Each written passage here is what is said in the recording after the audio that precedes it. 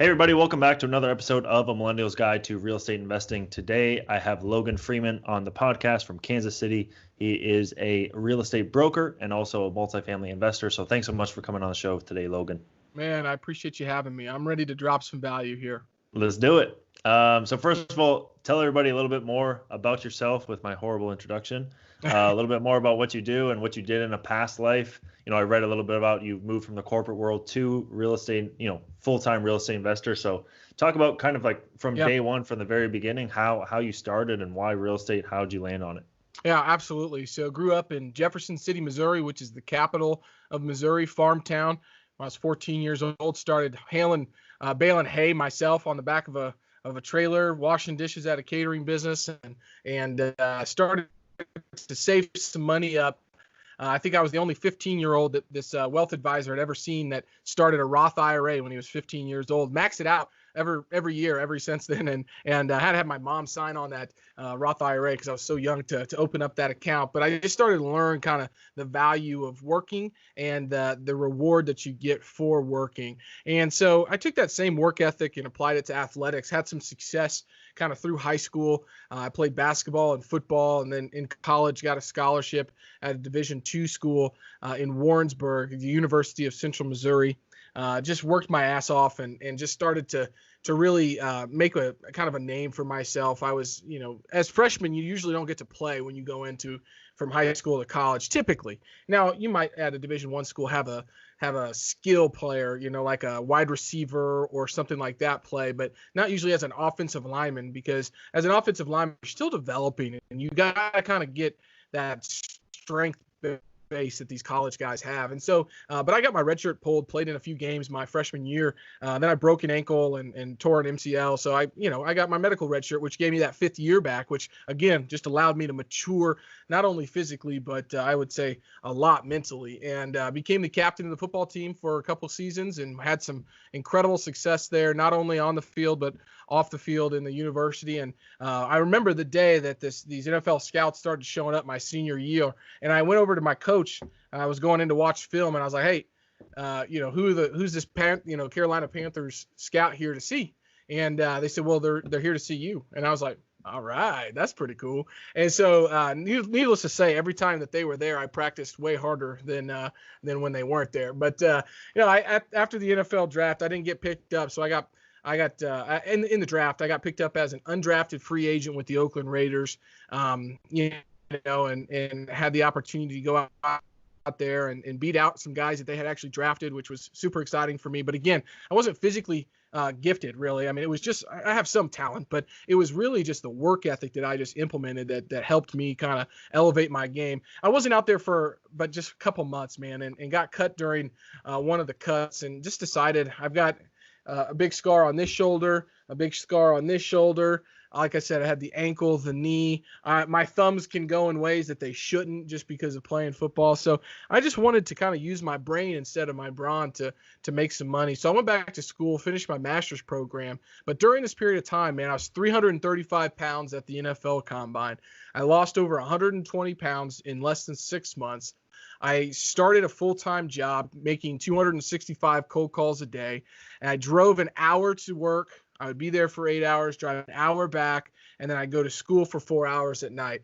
And I woke up at 3:30 in the morning to go to the gym every single day. And so I just had this discipline and focus that I had this one goal that I wanted to achieve, and it was to lose weight, so the ladies would like me, because let's face it, ladies. I mean, you don't want to date a 335 pound guy unless he's the starting, off on the offensive exactly line. Right. So, anyways, I lost all that weight, but, finished my master's program. And when I finished my master's program, man, I got a job with Jimmy John's, but right before I was to leave, to go to Michigan to start my training as the youngest franchise consultant that Jimmy John's ever hired, my father lost his battle with drugs and alcohol addiction and passed away. And so you think about this. I was an athlete. I identified as an athlete my whole life. I got cut.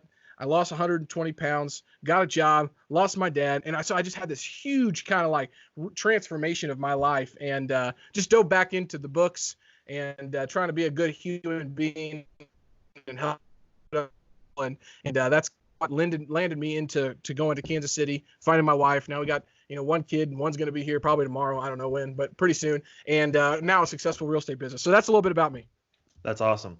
Love it. Awesome story, amazing story. And Jesus, just like your hustle and the amount of work that you put in that, nobody, many people don't do, but also like that not many people talk about. And so I'm glad and happy that you're talking about it, because I try to emphasize it all the time. Like people like ask me too, like, oh, what do you do all day? Well, wake up at 7 and I'm on the computer at 7:10 after I have a coffee, and then I'm here till 8 o'clock, and I eat lunch right here, I eat dinner right here, and I don't move. You know what I'm saying? That's right. No, I get it. And you do that every day for 5 years straight, 3 years straight, you're gonna start seeing some results. That's what it takes. There's no other way. There's no other way. Showing up every single day. Yep, 100%. And every day just getting 1% better, knocking off stuff on that to-do list every single day. And so now you were working at Jimmy John's, you said? Yeah, so I was a franchise consultant with Jimmy John's, meaning I had about 25 restaurants in the Kansas City metro area.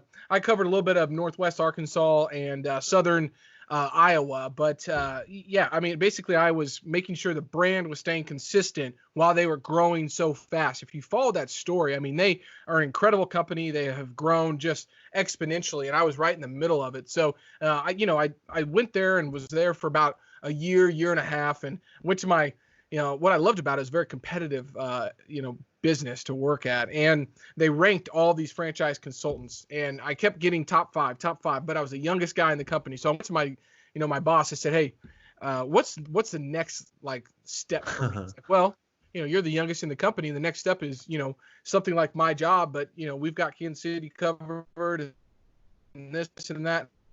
Oh man, no future for me here. And so I wanted to find a job that I was paid for my performance on. And so, I went to a startup company with 2 people. I went from a big company to a startup company with 2 people, helped build out their sales department, ran their sales team for 2.5 years, had some great success, and just left that company when I met my wife, because I wanted to go somewhere what I thought was a little more stable. And so I went to a mid-sized kind of director of sales position back in the hospitality space. It was great for about 15 months. One day I came in, they called me in at 6 a.m. Well, you only get called in at 6 a.m. for one reason. So I brought my brown paper box with me, or my cardboard box with me, to grab my books, because that's all I wanted from that place. Was I had all my sales books there. I led their sales training. I did all this stuff. But I was fired on the spot that day. And I called my wife. I said, sweetheart, I got fired. She had just started a new job. And she's like, well, I support you 100%. Why don't you just check your email whenever you're home?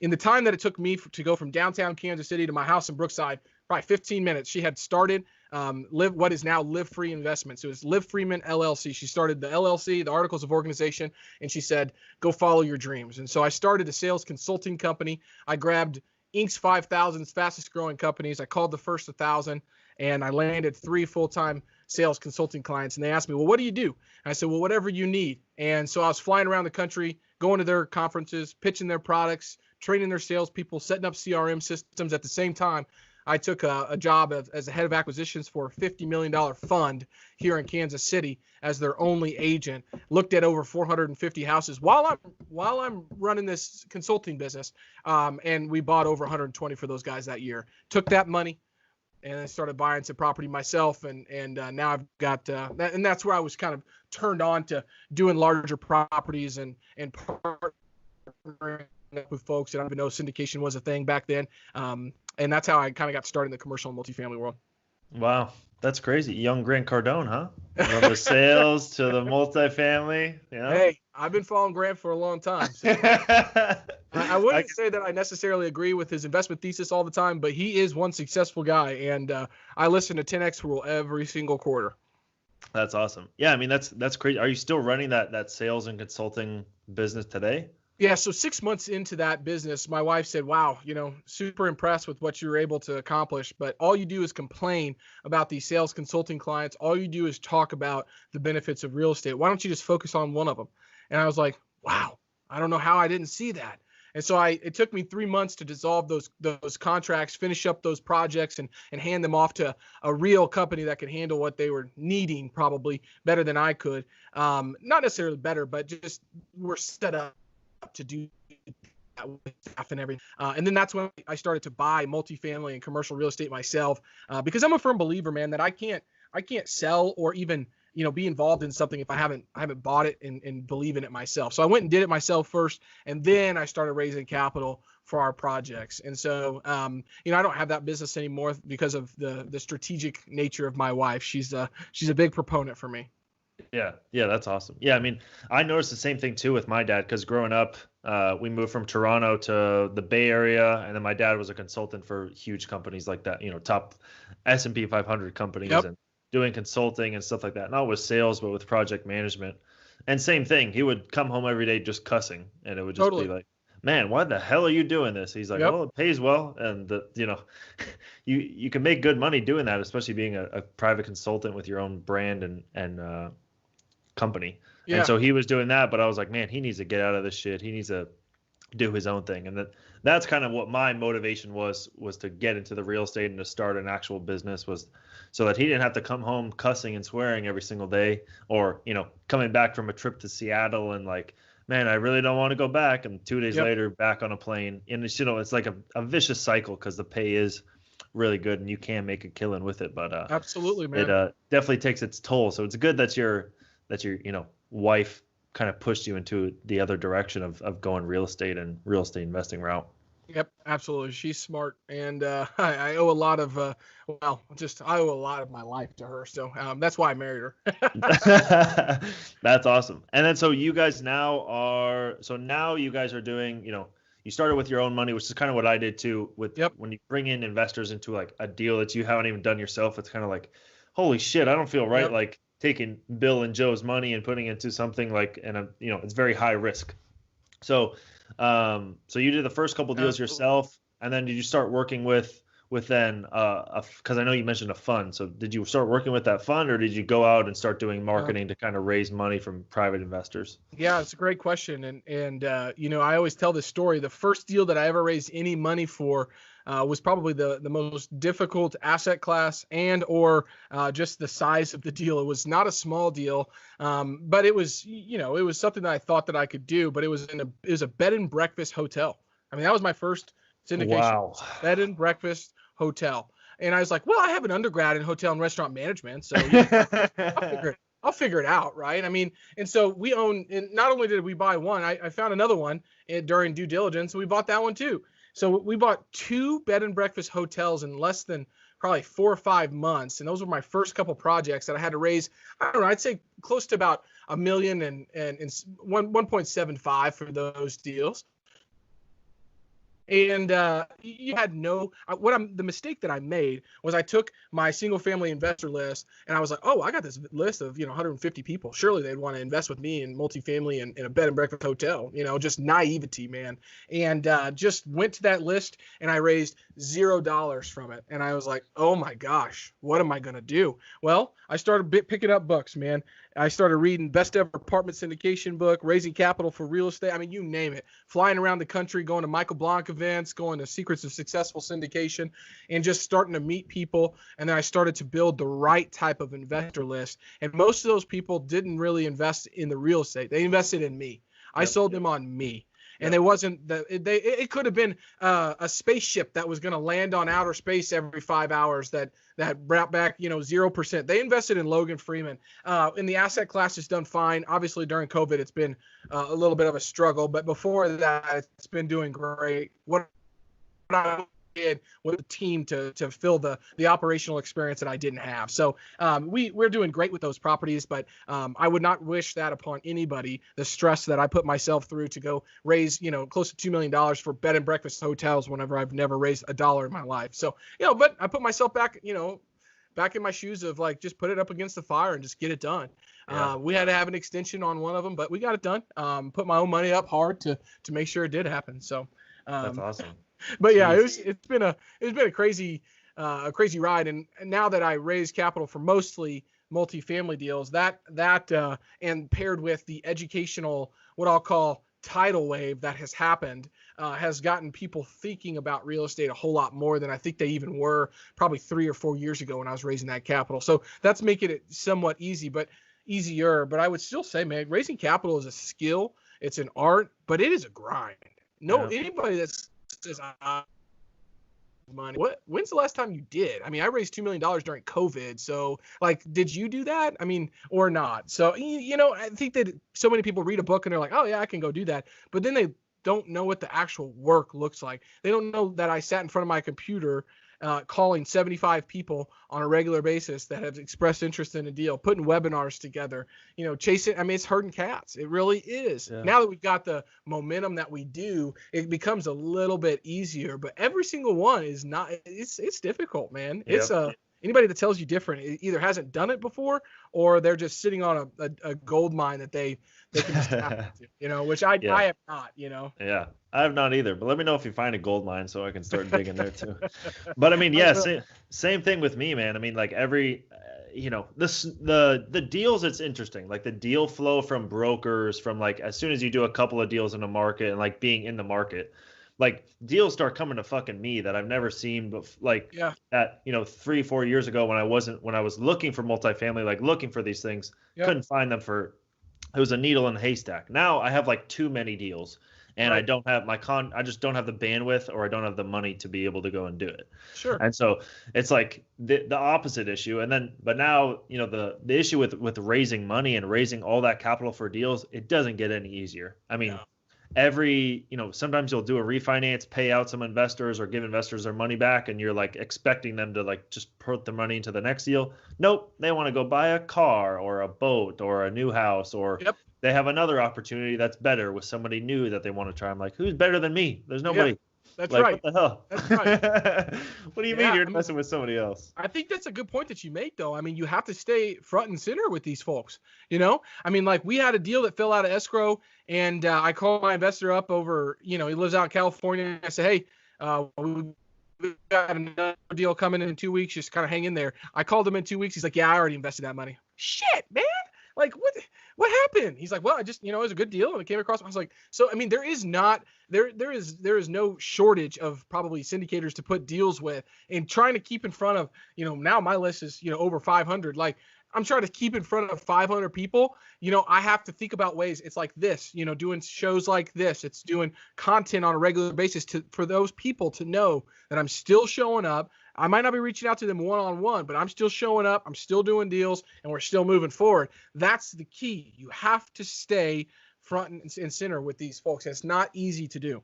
Yep. No, it's not easy, especially when it's 500 people that want your attention all the time too, and think that they can just, talk to you whenever or reach out whenever. It's like, all right, buddy, I like just listen for my email blast, and I'm going to try to create content that's going to, be educational for most of you guys. But it's very hard to stay on top. And I think for me, what's helped me a lot is I do those like blasts to my list. I have probably like 400 people on mine for the investors.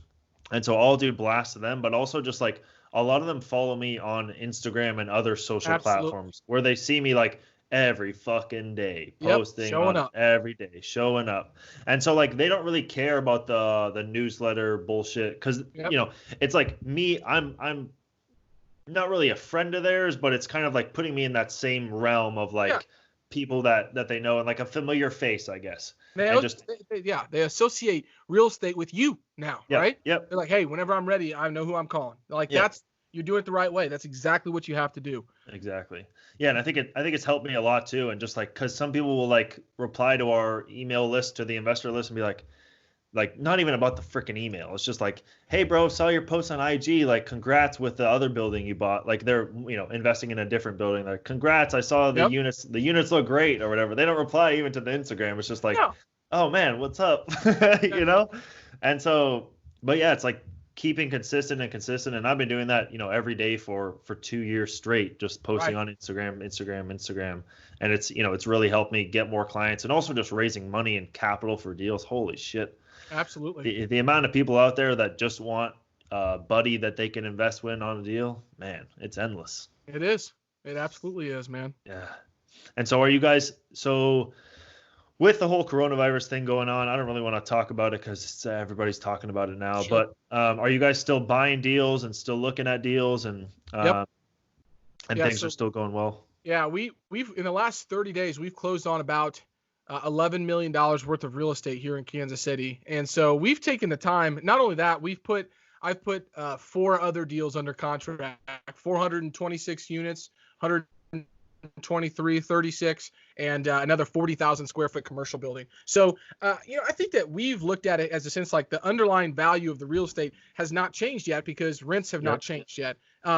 But I also think where we're investing at in Kansas City is a little more insulated than maybe the Sun Belt is, or even some of the coasts, obviously. So I don't know what we're going to see from a collection standpoint, but I do think that most of the folks that are our tenants are going to get back to work and be able to pay. So we've taken the time to say, hey, we need a discount.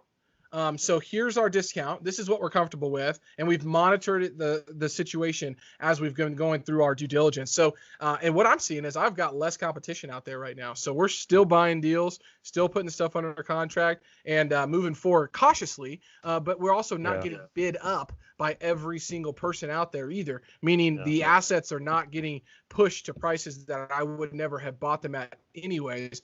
And on top of that, we're getting a little more discount because I just say COVID, It's like, hey, COVID. Exactly. So, I mean, I think that gives us an opportunity here in Kansas City for sure. And so all of those deals are in Kansas City? All of them. Yep. Jesus Christ. Man. Yeah. So, and then I've brokered 3 deals on top of that during Kansas City as well. A 41 unit apartment complex, got another listing. I've got a 150 unit senior housing facility for sale. So we've got the brokerage stuff going here as well in KC. I mean, it's a growing market here, man. There's a lot of listings going on. Yeah, that's awesome. That's fantastic. Yeah, because I'm in Memphis and Cleveland, and we've been looking for deals. Cleveland there just doesn't seem like it has any multifamily at all. Yep. And then Memphis, Tennessee has a little bit, but not as much as that. Like the big 400, 500 unit. Those in Memphis, Tennessee are mostly all vacant or all boarded up. Yep. And it's super weird layout, and maybe in 5 or 10 years when it gets up to Kansas City level, maybe that'll change. But man, it needs a big facelift for those big apartment buildings to kind of turn over to become, nice places to live in. I think similar to you too, though, like I feel like a little bit insulated with my markets as well, just because of the affordability factor compared to the coast and Florida and Texas and all those kinds of places where rents have skyrocketed over the last 5 years. Yeah.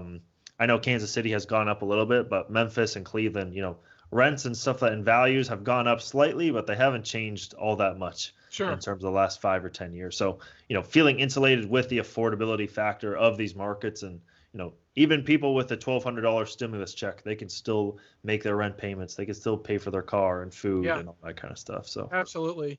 And I think too, I mean, like folks that were, maybe spending a little more recklessly beforehand are starting to be a little more stringent on that. And I think we're seeing that on a lot of the data as well. I mean, but retail sales are starting to pop back up, and then now everybody's saying that we're having another wave of it. Well, it's true. I mean, people are just getting out and there's testing. So, I mean, it's going to happen. So I'm really curious to see, what the response is from our government, because that's really what's controlling things, right? It's like Kansas City said, hey, we can open back up. But if Kansas City says, oh, wait, now you got to shut back down, that's what I'm keeping my finger on the pulse of. And they're not doing that yet. And I don't foresee that happening. Now, there are more restrictions. You got to wear a mask. You got to do all this stuff. That's probably what we should have been doing in the beginning anyways. But then you go down the Lake of the Ozarks, man, which is one of the largest man-made lakes here in Missouri. But it's one of the largest lakes in the country.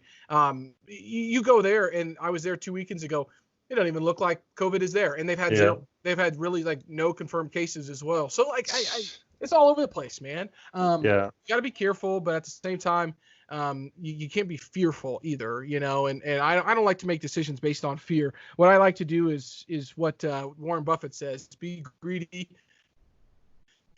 And other folks are fearful, and be fearful that people are greedy, and people aren't greedy right now. And so maybe that's an opportunity to, make some money. I think that one of my mentors said, never waste a good recession. And so I was like, hey, maybe this is so. And you know what, too, a lot of these deals we have to put agency debt on. Those guys would not give us debt if the deal wasn't good enough. Like they're not lending really to anybody right now that much, unless you lever it like 55 to 65% and or put 12 months of principal and interest in on a just a reserve account. Like nobody wants to do that. That kills most deals. So if you can get a deal across the line with those guys, hey, that's probably a pretty good deal, and we're getting those things across the line, which is good. That's awesome. Are you guys doing heavy value add projects, or Yeah. Just light? Okay, heavy. A little bit of both. So we've done some stuff in this one submarket of Kansas City that, it doesn't matter if you do heavy value add or not. The rent's gonna stay the same, right? I kind of think about a little bit parts of Cleveland. My wife works. One of her main clients is Sherwin-Williams, and so she goes out to Cleveland Yeah. quite a bit because that's where their headquarters are. And she always says that Independence, Missouri, reminds her a lot of somewhat of what of Cleveland does. Just very, a lot of areas are just very blue collar, and it doesn't matter if you go put granite in or not, they're not going to pay you anymore. Yeah. So rent goes up, but very, very slowly. And so we've done some light cosmetic ad stuff there, but then we've got another neighborhood in Kansas City called the historic Northeast, where it was traditionally lower income, which is now starting to become the hip spot. Man, I follow artists and I follow musicians in the city. Where they go, I go start buying real estate. Where they're hanging out at, where these swanky little coffee shops start popping up, that's where my eyes are. And that's where the historic Northeast is right now. That's where we're doing heavy value ads, and we're adding 30-40% of rents right now. Love it. Awesome. Yeah, we're doing the same thing in Memphis. There's a little place called Midtown Memphis too. And so they are same thing. It's kind of, it has the Urban Outfitters already and all that kind of stuff, but still very local coffee shops, no Starbucks, no major hotel chain, no Marriott's. It's really awesome. So what's in the future for you, Logan? What's the next 5-10 years looking like? What is your goal, and what do you see happening over the next 5 years? Yeah. I think the goal, this year the goal is 1,000 units. I'm pretty confident we're going to get there. I think that for me, it's really about scale, right? I know how fast you've scaled your business and where you need to go. So now we've got systems and processes and people. And so now we're taking controlling interest in property management companies and construction companies and HVAC companies and flooring.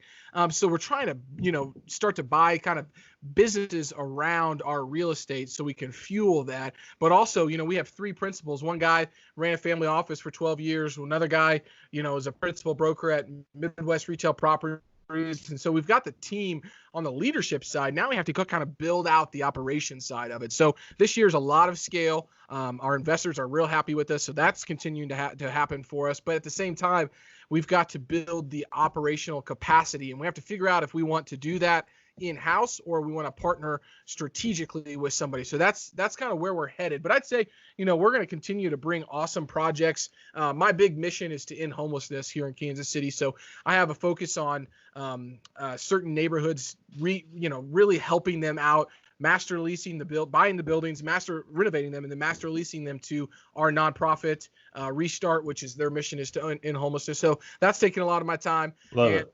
Yeah, man, it's fantastic. It's a great mission and one that it needs to happen. We don't have the homeless here like a lot of cities do, but I don't want to get there. If we can do something about it, I'd love to do that. And creating social entrepreneurship around that is super exciting for me. So, I've been focusing on, got a little baby girl and got another one on the way. So, that's taking plenty of my time too. So just trying to be a good husband and a good dad. Love it. Awesome, man. And then how can people get in touch with you if they want to learn more, reach out to you personally? What's the best way to contact you and learn more about you? Yeah, I appreciate that. And, you can reach out to me on LinkedIn, man. I'm super active on LinkedIn. Just my name, Logan Freeman. And then my website is livefreeinvestments.com. People can reach out to me there if they want to learn more about Kansas City. Awesome. Thanks so much for coming on the show today, Logan. It was great having you, and I'm sure the audience learned a lot. Yeah, thanks for having me, man. I really appreciate it. Of course.